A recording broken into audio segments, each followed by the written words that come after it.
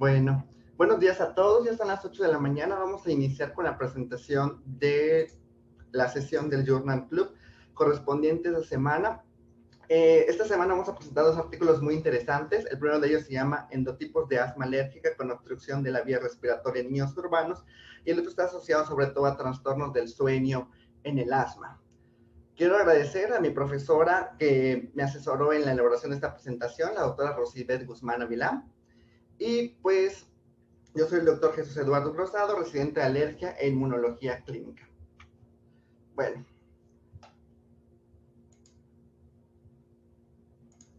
Ok, para comenzar, pues este artículo tiene fecha de publicación del 10 de marzo del 2021. Tiene un factor de impacto, la revista de 10.228, y hasta ahora solo se ha citado en una ocasión. ¿Qué nos dice como introducción? Nos dice que el asma es una enfermedad que afecta aproximadamente 1 de cada 10 niños y su prevalencia va en ascenso. Esto con relación tanto al estilo de vida como a ciertas causas ambientales. El asma es una enfermedad crónica que en algún momento requiere de un control muy específico. Más allá de eso, pues no hay una cura absoluta para el tratamiento. Únicamente son medidas de control y en algún momento esperar una adecuada evolución de la enfermedad. Hay ciertos estudios que proponen diferentes fenotipos del asma en la infancia, y los obstáculos que ven estos estudios muchas veces es sobre todo asociados a la comprensión de mecanismos moleculares, y también a ciertos factores que van a obstaculizar los esfuerzos, sobre todo de prevención. Hay un estudio muy importante, el cual pues es un estudio en pacientes con enfermedades asmáticas. Fue un estudio respiratorio que se realizó en Tucson, en niños, que describió ciertos fenotipos, sobre todo asociados a sibilancias. Estas podían ser transitorias, persistentes y también de inicio tardío, y podían presentarse en cualquier momento, y además de ello cursaba con otros síntomas acompañantes.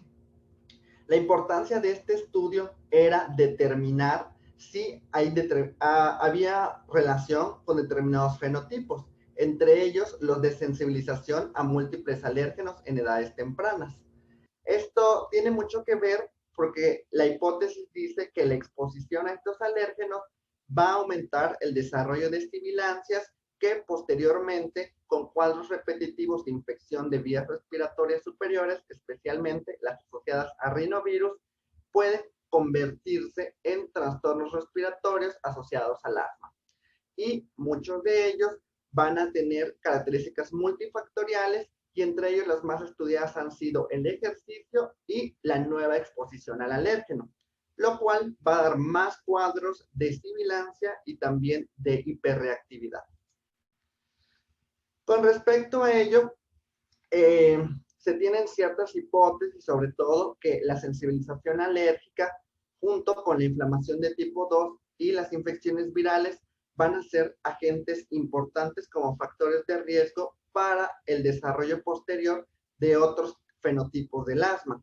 Entre ellas, se tiene que ciertas medidas, sobre todo de respuesta inmune, asociadas a inflamación de tipo 2, entre los cuales van a interferir ciertas sustancias como el desarrollo retrasado del interferón gamma y mecanismos de tolerancia, junto con la elevación de determinadas citocinas de T2, tipo de inflamación de T2, van a hacer que aumenten más estos cuadros, y a la larga puedan afectar tanto la función respiratoria, y esta pudiera ser un nuevo fenotipo de asma.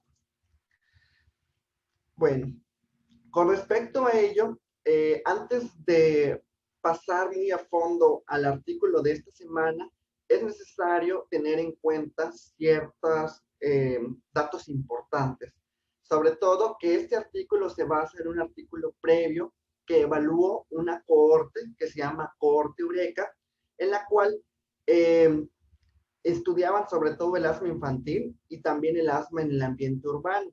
Esta cohorte se evaluó desde el nacimiento hasta los 7 años, y se identificaron ciertos fenotipos de asma que estaban muy relacionados sobre todo con los antecedentes de atopia y también con la salud respiratoria. La teoría de esta cohorte era que ciertos niños que viven sobre todo en áreas urbanas, pero que también viven en zonas de pobreza, tenían mayor prevalencia en el desarrollo de asma y de sibilancias y por ende, por las condiciones sobre todo sociodemográficas y también del impacto social, ello aumentaba más la mortalidad respiratoria. El objetivo del artículo que nosotros vamos a revisar va a ser el análisis de los fenotipos de asma. Primero, lo que se hizo diferente a la anterior cohorte Eureka fue ampliar la definición del fenotipo de asma, incluyendo 3 tipos importantes: que hayan presentado sibilancias en algún momento de la vida, que hayan salido positivos a una IgE alérgica específica y también hayan presentado algún trastorno o deterioro de la función pulmonar. En este caso, en comparativo con el estudio anterior, que fue la base para realizar este estudio posteriormente, se evaluó no solo desde el nacimiento hasta los 7 años, sino que se aumentó la edad de cohorte hasta los 10 años. Posteriormente, también se evaluaron ciertas exposiciones tempranas y el desarrollo de la enfermedad del asma. Y también se comparó alteraciones a nivel genética mediante la identificación de ciertos genes específicos mediados para inflamación que estaban asociados a patrones que nos podían definir en algún momento endotipos moleculares. Estos patrones generalmente presentaban expresión génica en las células nasales que se obtuvieron de estos niños a los 11 años de edad. ¿Cómo fue la selección de los pacientes? Muchos de ellos pertenecían a la cohorte del nacimiento, la cohorte Eureka, que empezó en 2005, y eran niños que pertenecían a barrios urbanos con alta tasa de pobreza, generalmente más del 20%. Fueron en barrios en Estados Unidos, en las ciudades de Baltimore, Boston, Nueva York y San Luis. Estos niños tenían que cumplir ciertos criterios, sobre todo que fueran hijos de padre o madre que tuviera alto riesgo de asma por historial familiar y que también cumpliera otras características asociadas sobre todo a factores o enfermedades alérgicas, como son el asma, la rinitis alérgica y el eczema. La recopilación de datos se hizo mediante cuestionarios, se aplicaron de manera prenatal a las pacientes que habían decidido, pacientes embarazadas que decidieron que sus hijos participaran a lo largo de esta cohorte, y posteriormente al nacimiento fueron evaluados cada 3 meses hasta que los niños cumplieran 10 años. Durante ese seguimiento se hicieron visitas anuales, se hicieron otros cuestionarios anuales también, se hicieron medidas antropométricas y también medidas del funcionamiento pulmonar y se tomaron muestras de sangre. Para las medidas del funcionamiento pulmonar se tomaron en consideración 2 pruebas, la espirometría y la oscilometría, las cuales se empezaron a realizar a partir de los 3 años. Y para la espirometría se consideró edades mayores a 6 años y con una reversibilidad que se midiera al menos 15 minutos posterior al uso del beta-2 agonista para considerarse positiva. También se tomaron niveles de cotinina en el cordón umbilical. ¿Qué es la cotinina? Es un derivado de la nicotina y sobre todo evalúa la exposición pasiva al humo de cigarro. También se hizo una revisión de la muestra del polvo doméstico. Se evaluaron determinados antígenos específicos en muestras de polvo, sobre todo para determinados alérgenos, entre ellos cucaracha, perro, gato, los ácaros de polvo en la casa y el ratón. De estas muestras se utilizaron para crear un promedio general con respecto a la sensibilización a este tipo de alérgenos y se utilizó en un periodo desde el primer año de vida hasta los 3 años para crear un promedio. Las muestras de polvo doméstico obtenidas durante el primer año de vida se analizaron también para la microbiota bacteriana utilizando la secuenciación. Para el análisis de la exposición, sobre todo a determinados alérgenos, se utilizaron 2 pruebas. Las pruebas de IgE específica por Immunocap, las cuales fueron aplicadas al 1, 2, 3, 5, 7 y 10 años de edad. Y también se realizaron pruebas cutáneas a la edad de 3, 5, 7 y 10 años de edad para 14 aeroalérgenos comunes que habían sido documentados anteriormente en la cohorte anterior. Para el análisis de las pruebas para la secuenciación genética, se tomó una muestra a los 11 años de edad mediante un cepillado nasal en el cornete anterior. y se evaluaron células epiteliales, que eran las que tenían mayor cantidad de porcentaje, células no epiteliales y leucocitos. De estas células se extrajo ADN y se realizó análisis de secuenciación genética que posteriormente fue comparada con una base de datos que ya se había establecido previamente en los estudios anteriores. Se definió una nueva clasificación del asma, entre ellas, para que cumpliera ciertos criterios y para que se considerara como asma en los pacientes, tenían ellos que ya cumplir la edad entre 7 a 10 años. Anteriormente no podía clasificarse dentro de este criterio y deberían requerir al menos criterios que estaban asociados sobre todo a los síntomas y que en algún momento hubieran sido atendidos en algún nivel de atención médica y que se les hubiera hecho el diagnóstico. Posteriormente se procedió a medir la función pulmonar con ciertos criterios que se establecieron como específicos para el diagnóstico del asma. Entre ellos se obtuvieron 3. El primero de ellos, para el diagnóstico de asma, tenía que tener un diagnóstico médico que en una edad entre 4 y 7 años, y este debería ser combinado con síntomas de asma en el uso de medicamento de control durante los 6 de los últimos 12 meses. El otro debía tener un control de metacolina que fuera menor a 4 miligramos por mililitro, o que en la prueba de la espirometría tuviera una reversibilidad con el salbutamol de un volumen expiratorio forzado mayor al 10%, y que este además estuviera combinado con síntomas de asma o que hubiera usado medicamentos de control del asma durante los 6 de los últimos 12 meses. Y por último, otro de los criterios que utilizaron para considerar que el paciente fuera un paciente asmático fue que se tuviera un informe de que al menos en los últimos 12 meses el paciente haya presentado al menos 2 episodios de sibilancia, hubiera acudido 2 veces al médico, sobre todo asociado a asma o sibilancia, y que también hubiera estado hospitalizado al menos más de una ocasión por asma y sibilancia, y que hubiera utilizado medicamentos para el control del asma al menos en un 50%, o sea, 6 de los últimos 12 meses. Para la identificación del fenotipo se contó con una base de datos longitudinal y se documentaron ciertos factores que pudieran estar influenciados, como ellos son las enfermedades sibilantes, que se dividió en 2, cualquier tipo de sibilancia en algún momento de la vida, y también el número o la cantidad de cuadros de sibilancia que hayan presentado a lo largo de todo este estudio. También se determinó el fenotipo con respecto a la sensibilización a alérgenos, sobre todo aeroalérgenos, mediante las pruebas cutáneas y la IgE específica. Y por último, se identificó también un fenotipo relacionado a la función pulmonar. Esto era cuando había mayor reversibilidad en la prueba de la espirometría, o también cuando había mayor área de reactancia en la prueba de la oscilometría. El análisis estadístico de este estudio se realizó mediante chi cuadrada para el estudio de las variables relacionadas a factores de riesgo.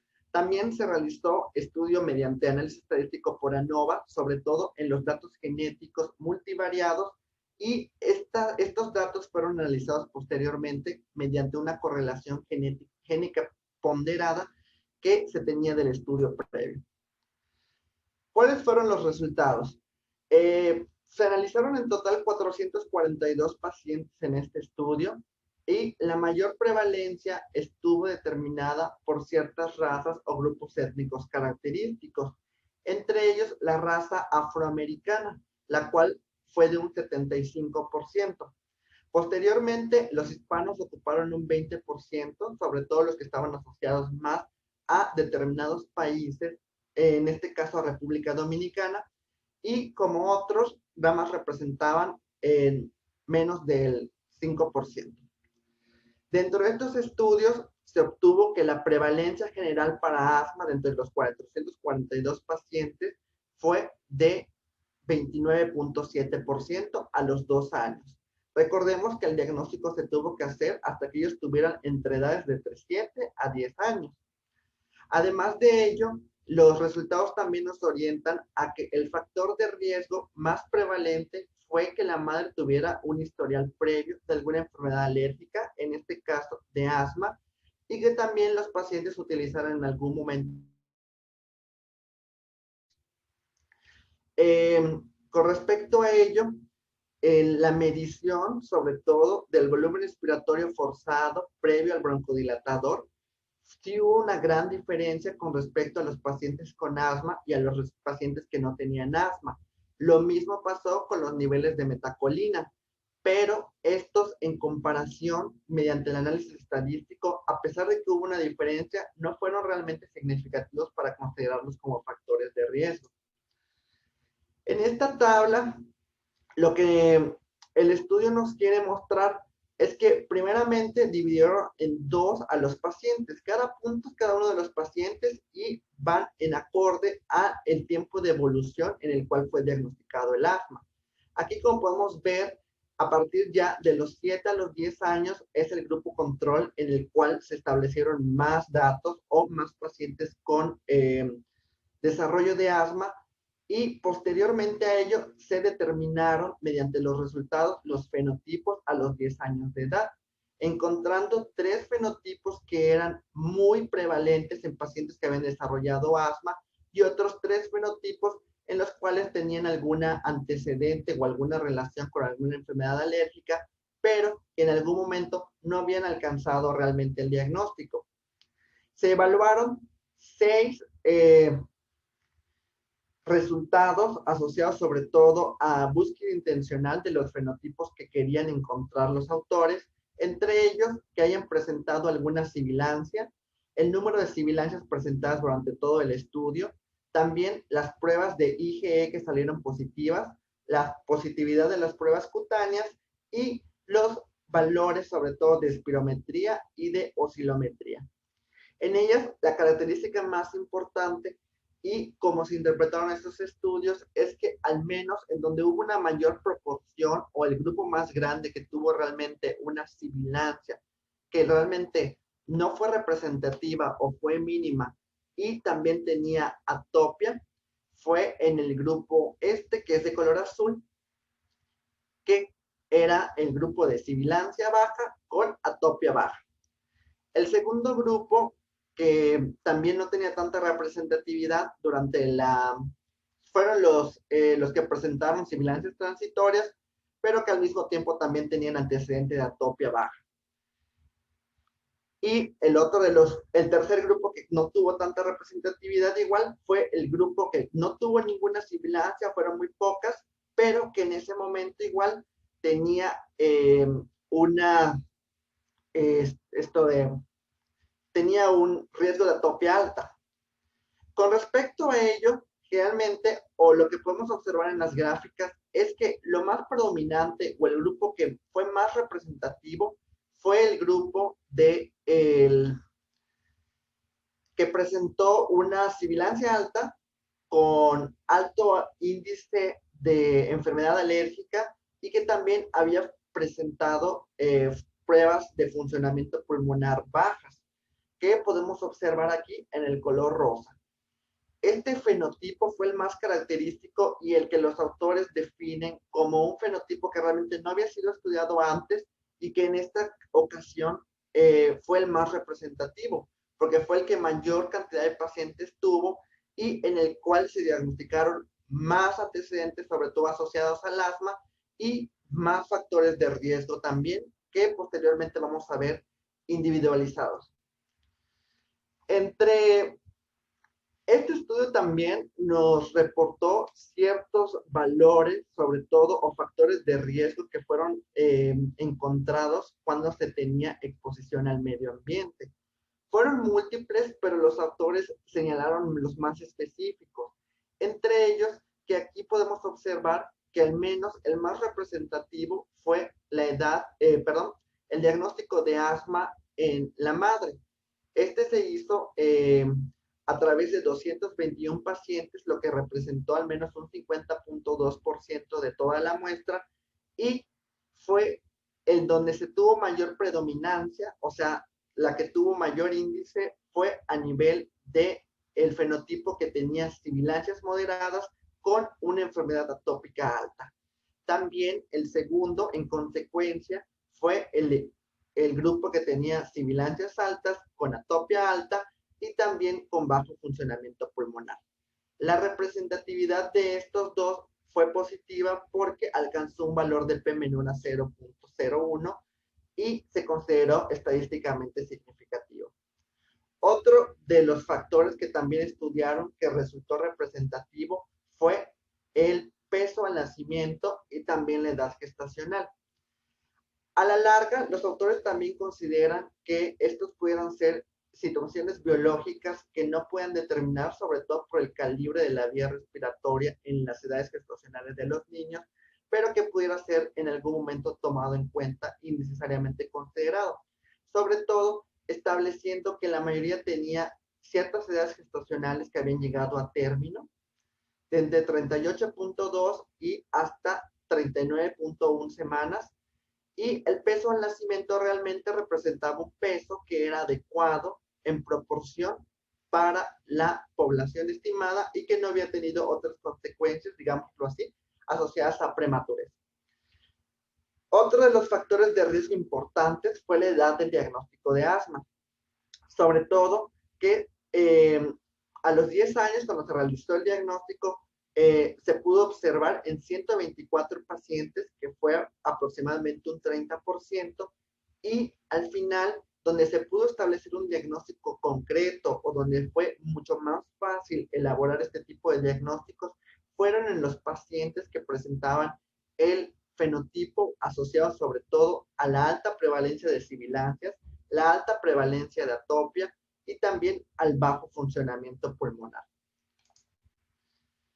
Entre los otros factores de riesgo que también ellos estudiaron y consideraron como representativos fue la exposición, el índice de exposición a alérgenos.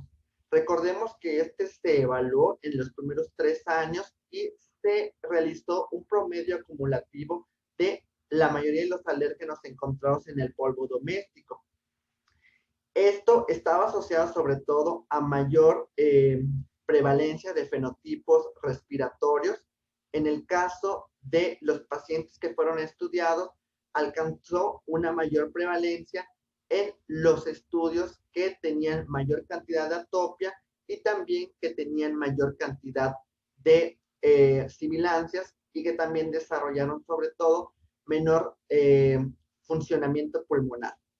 Lo que sí llama la atención y también que fue muy representativo fue la exposición acumulada al ergosterol.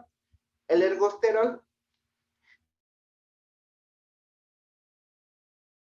y se documentó que fue mayor en el grupo que tenía sibilancias altas y también que tenía atopia alta con bajo funcionamiento pulmonar.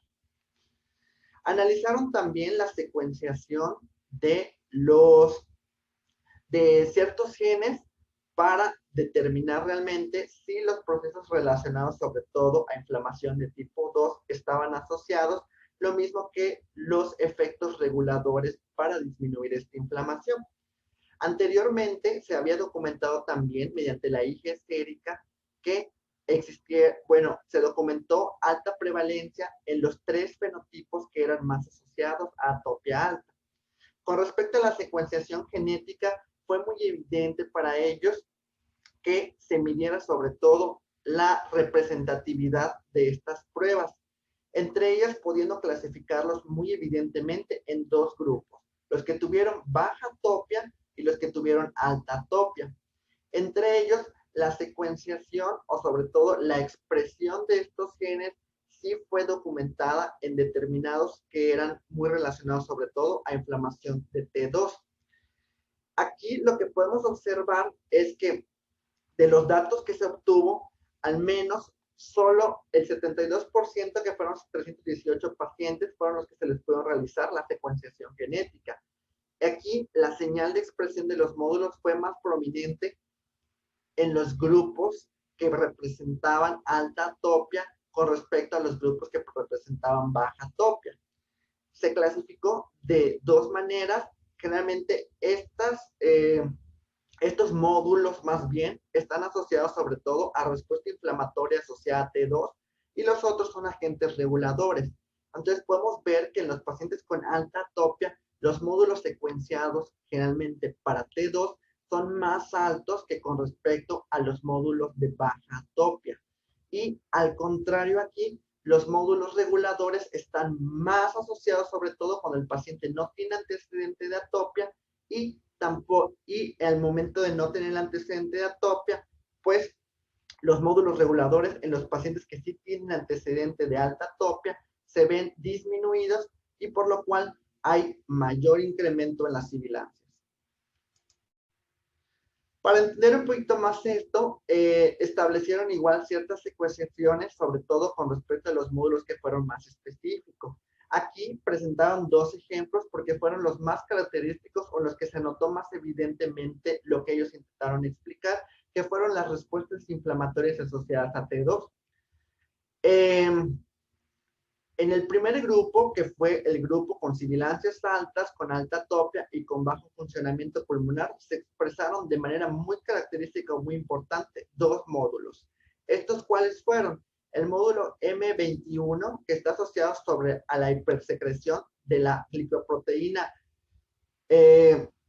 MUC5AC, y también el módulo M4, que estaba asociado sobre todo a respuestas del epitelio a la interleucina 3.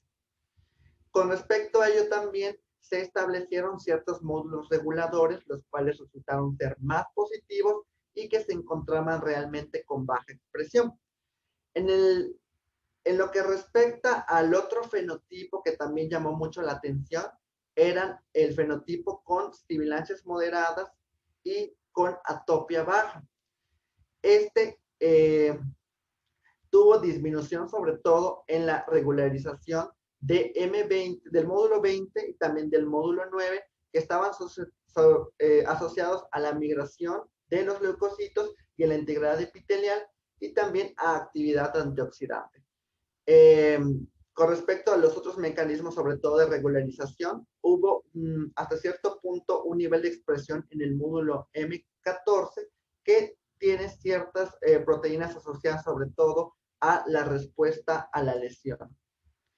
Bueno, sí es un poquito complicado los datos estadísticos, pero con respecto a la discusión y conclusiones podemos establecer ciertos, o sea, podemos interpretarlos, en los cuales, ¿qué nos quiere decir este estudio? Primeramente, que hay mayor tasa de asma en los niños que son minorías urbanas y en los cuales se encuentran con mayor pobreza en estos barrios de Estados Unidos. Segundo, existieron, bueno, anteriormente se habían documentado 5 y ahorita ya actualmente son 6 fenotipos los que se descubrieron que tenían mayor asociación, sobre todo al desarrollo de asma. Y de estos, 3 en este estudio se corroboraron que tenían una muchísima mayor asociación. ¿Cuáles fueron? Fueron dos fenotipos que tuvieron mayor prevalencia de atopia y uno que llamó la atención, que fue que a pesar de ello tenía baja tendencia hacia la atopia.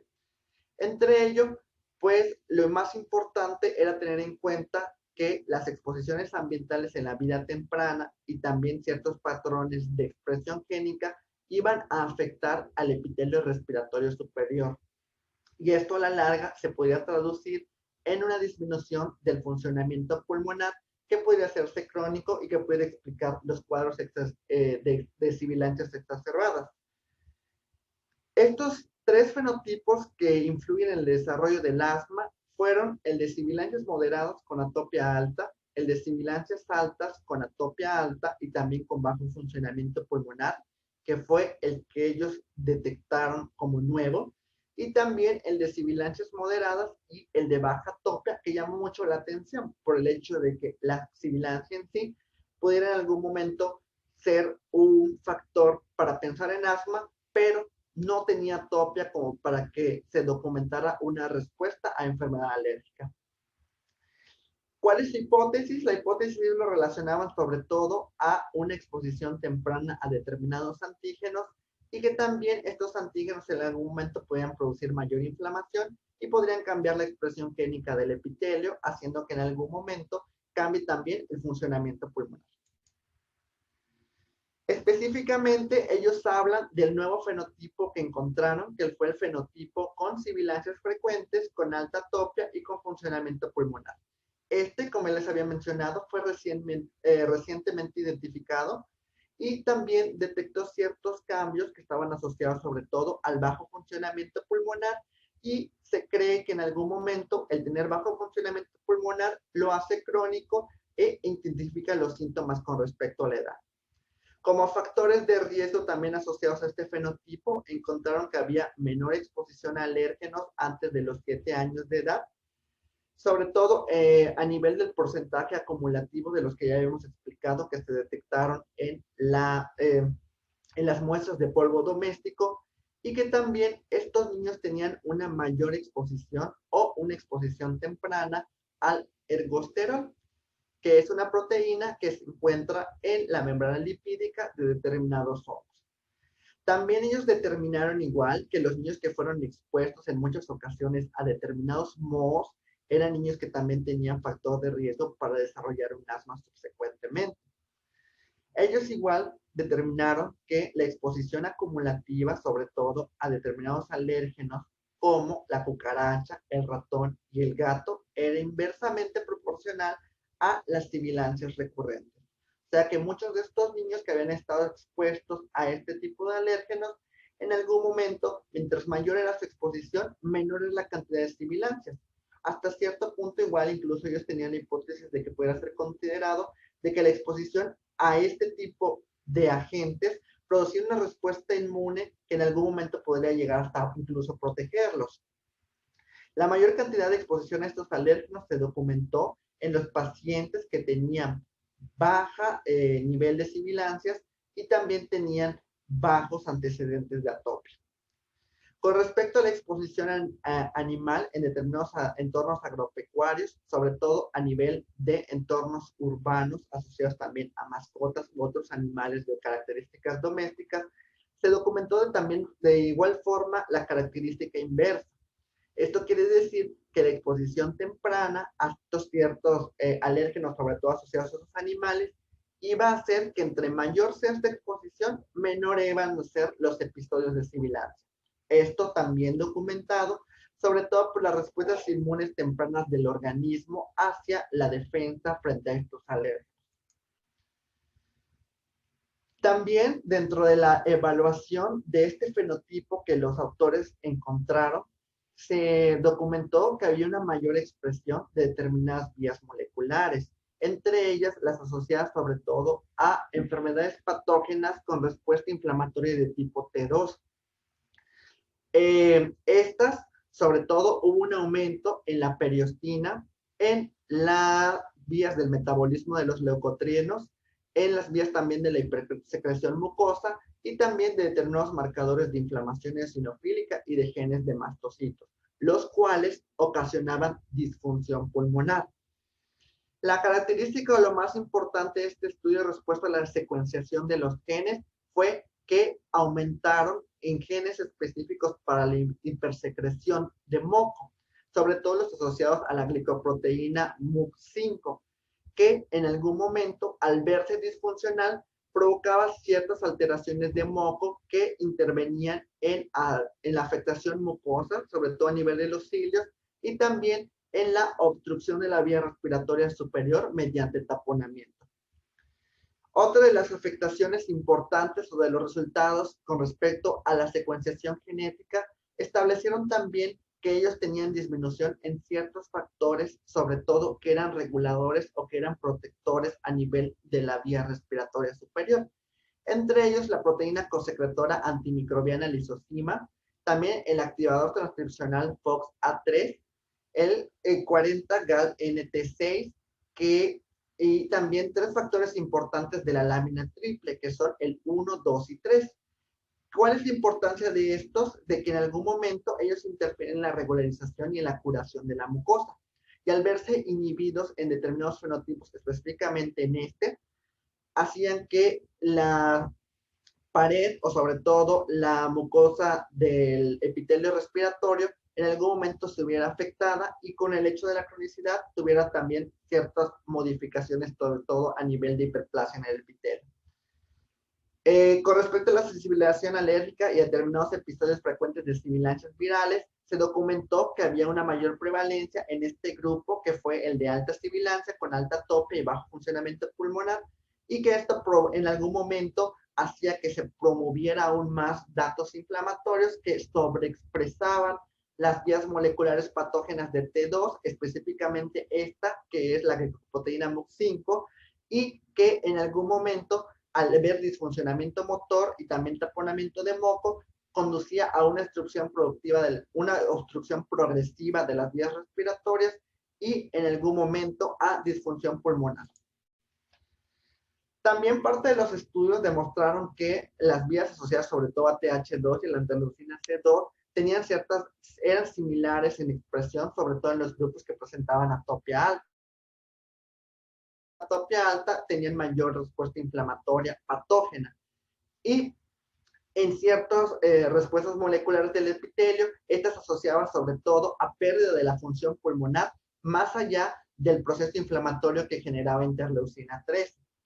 Entre esto, pues la disfunción de este fenotipo generaba también que hubiera una disminución en expresiones de determinadas vías inmunes y también de respuestas innatas, sobre todo a factores virales, también en la expresión de genes mieloides.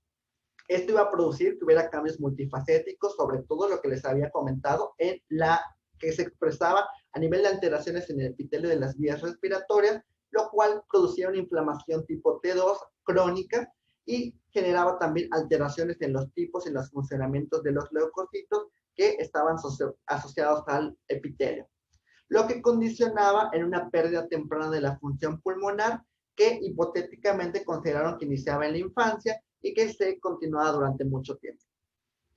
Y por último, pues los fenotipos del asma, el desarrollo del asma a los 10 años, en este fenotipo especial que era sibilancias moderadas con atopia baja, pues aquí demostraron que había sobre todo características muy similares al tipo de asma de tipo T2, que era baja en el adulto, con disminución de los genes de la integridad epitelial, que estaban sobre todo asociadas a adhesión de células epiteliales apicales, a migración y activación de leucocitos y también actividad antioxidante.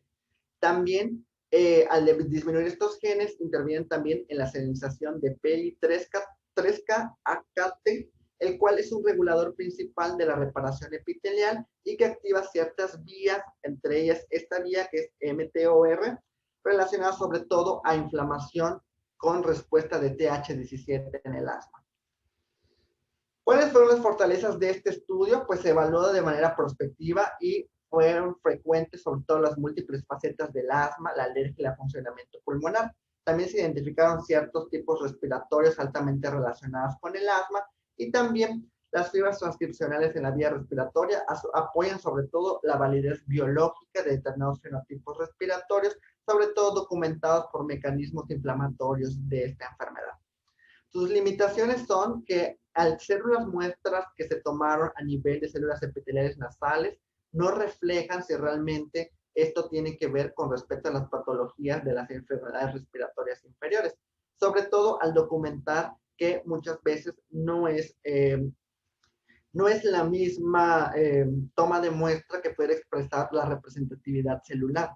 Y también los hallazgos de este estudio pueden no aplicarse a otras poblaciones, ya que se hizo en estudio que es muy heterogéneo o sobre todo a nivel de determinado grupo específico étnico, por lo cual se van a necesitar determinados estudios adicionales para determinar si estos estudios pueden ser generalizados a toda la población o únicamente son específicos de este tipo de raza característica o de etnia. Las conclusiones del artículo son que los niños que desarrollaron el biotipo con sibilancias altas, con alta prevalencia de alergia y con bajo funcionamiento pulmonar, los cuales tenían un tipo inflamatorio T2 alto, pudieran identificarse tempranamente, van a ser candidatos excelentes para intervenciones que puedan interrumpir sobre todo las vías de secreción mucosa, entre ellas los receptores de interleucina 4 o interleucina 3, y estos pueden aumentar las respuestas inmunes mucosas en las vías respiratorias para preservar el funcionamiento pulmonar. En los casos del endotipo con sibilancias moderadas y con atopia baja, estos van a presentar una respuesta inflamatoria de tipo T2 baja y podrían en algún momento prevenir mediante ciertos tratamientos para el desarrollo de exacerbaciones futuras, sobre todo en hacer énfasis en mejorar la función de la barrera celular a nivel de las vías respiratorias y también a disminuir las respuestas al estrés oxidativo. Mis conclusiones personales fueron que el asma es una enfermedad crónica infantil, es muy importante en la niñez, por lo cual es importante también conocer los diferentes fenotipos que van a ayudar a generar pautas sobre todo de prevención y de tratamiento individualizado. Y también la medición de la función pulmonar va a ser un factor importante a considerar como predictivo de deterioro y que podría en algún momento ser una variante muy importante para el diagnóstico y sobre todo para determinados patrones durante su evolución. Y por último, la identificación de patrones moleculares va a ser una pieza clave que va a incidir directamente sobre bases fisiopatológicas de la enfermedad, sobre todo en miras a tratamiento específico y a prevención de comorbilidades asociadas. Bueno, el segundo artículo de esta semana se trata sobre trastornos del sueño en niños con asma. Este artículo fue publicado el 1 de marzo del 2021 en una revista de factor de impacto de 2.534 y hasta el momento tiene 0 citaciones. Aquí nos dividen dos enfermedades muy características importantes, que es el asma, cuya prevalencia es variable dependiendo de la región. También interfiere la edad, el género, la raza y el nivel socioeconómico. Se estima que globalmente en Estados Unidos un 9% de la población padece asma y esta es la enfermedad crónica no transmisible más frecuente en la niñez. Con respecto al síndrome de apnea obstructiva del sueño, esta va a ser una forma más grave de respiración desordenada, va a ocurrir durante el sueño, afecta generalmente a 1 al 6% de la población y hay ciertos trastornos generales del sueño entre un 20 y un 30% que están asociados sobre todo al síndrome de apnea obstructiva del sueño. Los clasifican en 6, vamos a nombrarlos. El primero de ellos son el insomnio, el cual se define como una dificultad persistente con el inicio del sueño, sobre todo para el inicio del sueño, con alteración en la duración, consolidación o en la calidad. Esta está relacionada al asma, sobre todo porque puede en algún momento presentar determinados síntomas nocturnos o al despertar y afectar la calidad del sueño. Y entre sus antecedentes de sustento están que en determinados niños, sobre todo los que tienen edades entre 1 a 4 años, pues son pacientes que en algún momento tuvieron mal control del asma, tuvieron mayores alteraciones en el sueño. Otro estudio que se realizó en niños con edad promedio de 8.9 años indicaron que un tercio de estos niños que tenían un mal control tenían mayor cantidad de despertares nocturnos y esto estaba directamente asociado sobre todo a la gravedad del asma. Y en adolescentes también se han hecho estudios en pacientes de 12 a 17 años en los cuales el sueño insuficiente en pacientes con asma grave versus pacientes sanos demostró que los trastornos del sueño eran doble en los pacientes que tenían un mal control del asma versus los pacientes que tenían un adecuado control.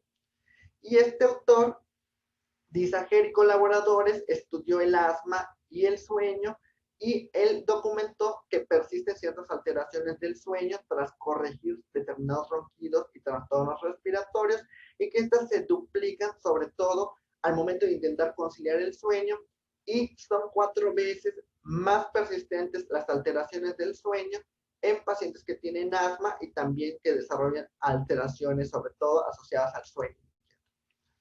Hay estudios que igual se han realizado mediante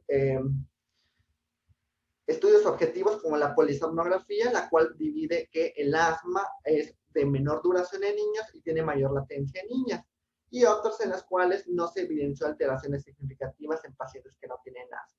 Estos estudios también documentan que no solo se ve afectado el niño, también se ve afectado el sueño de los padres, y en niños de primaria, sobre todo, estos niños van a tener latencias más largas del sueño, con ondas de sueño menos lentas, que en la polisomnografía en comparación con niños que no tienen asma. Se midió también la actigrafía. La actigrafía mide la cantidad de movimientos a través de la mano mediante un dispositivo y se encontró que hay menor cantidad en los pacientes que tienen menor volumen respiratorio forzado, tienen peor calidad del sueño, tienen igual los pacientes que tienen mal calidad del sueño también tienen mal control del asma y en algún momento tuviera estar incluso influenciado por ciertos efectos de la medicación del sueño. ¿Cuáles son estos efectos? El Montelukast puede generar problemas para dormir y sonambulismo. También hay estudios que muestran que hay una mejoría del sueño, sobre todo asociado a este medicamento, pero también se han documentado reportes de niños que han llegado con alteraciones neuropsiquiátricas tras el uso de este medicamento. Y de estos, más de un cuarto presentó alteraciones del sueño. Los esteroides también, los esteroides orales, están asociados sobre todo a más trastornos del sueño y a despertares nocturnos. Y los esteroides inhalados son un factor protector porque mejoran el asma y de esta manera se mejora el sueño. Los determinados esteroides también, los cuales tienen mínima absorción sistémica, van a estar relacionados también al insomnio. ¿Cuáles son otros factores a tener en cuenta? Los niños que se hospitalizan pueden tener exacerbaciones, sobre todo por los ruidos que hacen los padres u otros dispositivos eléctricos, los ruidos propios del hospital, sobre todo en áreas de terapia intensiva, y también cuadros de exacerbaciones que impiden que el paciente pueda dormir adecuadamente y que al día siguiente se mantenga con trastorno de hipersomnia o somnolencia diurna, el cual va a ser hasta cierto punto común en asmáticos, aproximadamente en un 15% de la población general, y el cuadro más grave, sobre todo asociado a esto, es la narcolepsia, la cual es una somnolencia diurna excesiva y episodios de cataplejía en las formas graves. Esto se va a deber a una desregularización inmune y la desviación inmune de un fenotipo de TH2 que va a jugar sobre todo un papel muy importante y que en algún momento, cuando se hizo un análisis retrospectivo de esto, se encontró que los niños que tenían condiciones atópicas y que en algún momento tenían exacerbación del cuadro, eran niños con menos narcolepsia, porque pues impedía que pudieran dormir adecuadamente, y esta asociación se hizo de manera significativa con el fenotipo de cataplejía negativo. Otro de los trastornos a comentar son las parasomnias, las cuales se pueden dividir en MOR y no MOR. Entre ellos, la más importante es la pesadilla. Los no MOR son el sonambulismo, el terror nocturno, el trastorno somniloque y la excitación confusa.